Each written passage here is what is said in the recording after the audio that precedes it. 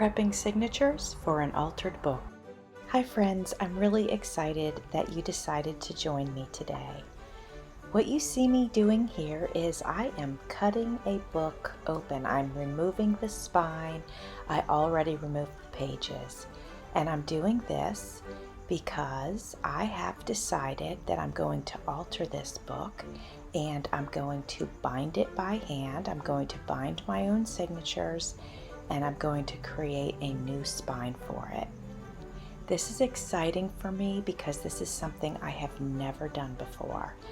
You've seen me create plenty of altered books, but I work with the pages that I leave in the book and I remove a bunch of pages so that I can embellish the ones that I leave inside. But this one's the first one I'm going to bind, so I am really excited. Before I began embellishing my signatures, I made sure to measure that book that I disassembled in the very beginning of this video. Actually, I measured the pages that I removed from it, and so I'm making my pages the exact same size as those were, and that way they'll fit perfectly inside of the book cover that I'll be using. The way that I decided to accomplish this task for me for the first time was I decided I was going to create 3 signatures with 4 main pages in each signature. Well, I should say 4 main spreads, which would equal 8 pages. But then in between each one of those pages, I have put a piece of my coffee dyed paper. So that increases the number of pages also in each signature. I decided to create my signatures first because I wanted to know how fat to make the spine, or how wide, I guess I should say.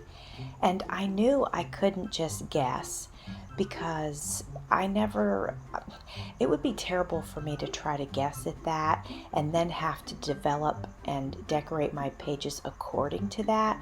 And I really feel like it would have limited my freedom to use, maybe lace on the edges, or thicker pockets inside, or how many tucks I could put in there.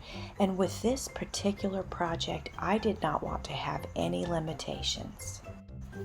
I was commissioned to create this book for somebody who is gifting it to their grandmother for Mother's Day. With that in mind, I asked this person what was her grandmother's favorite color and what was meaningful to her in her life. So she shared that information with me, and that is how I came up with the theme for this book. The recipient of this book loves the Lord, and so I made sure that I put plenty of scripture in this book. And actually, I had purchased a calendar on clearance at Hobby Lobby, and it was a calendar that had a scripture on each page. So that is actually how I decided that I would have 3 signatures with 4 main spreads, because 3 times 4 is 12, and there are 12 months in a year. So that's how I came up with that formula.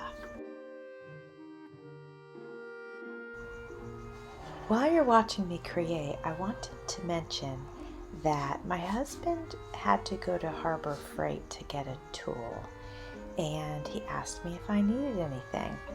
And I happened to have looked at either their magazine or online, I can't remember which. But at any rate, I found a tool that you punch through your paper and it puts a brad in, and for the life of me, I can't think of the name of that right now. But at any rate, it puts a brad in. Well, this particular tool was only like $3. So I asked him to get it, and I wasn't sure if it was going to be horrible or if it was going to work or whatever. So at any rate, it came with a ton of brads, all one size though, but perfect for tags and journaling tucks. And then it came with a baggie of like probably 250 of the brads. And they came in silver, like a rose gold, and like a bronze, I think. No, silver, regular gold, and then like a pinky bronzy color. So it's not the most comfortable thing in the world to use, but it's not the worst either. So I've been using it a lot, and for $3, it was totally worth it. I hope that you are enjoying watching me create these pages, and I have 2 more videos that I will put out for this particular book. The next one is going to be how I created the spine and how I covered the cover. And then the third one will be the flip through and me sharing all of the pages of the book with you. This particular video, I am not showing all of the pages because there were so many. I could have made several videos out of that, but I only made this one. So at any rate, I hope you have enjoyed watching it. I hope you've enjoyed watching me create these pages. If you have, please smash that like button. Consider subscribing to my page. And if you do subscribe, hit that little bell and you will get notifications of my new videos that release. I put videos out 3 times a week, sometimes 4. I try not to do 5, but if something, extra happens, then I might put 5 out, but I'm trying to stick to 3 videos. You can also follow me on Instagram if you'd like, and I do have a Creating with Jovi Facebook page. Hey, this bunny you see here, I found some bags on clearance, and so I got them, and I decided that I would cut one of the bags and make a little side pocket. Well, my friends, that is a wrap for this video. Part 2 will be coming up in a couple of days. Thanks for watching. See you soon.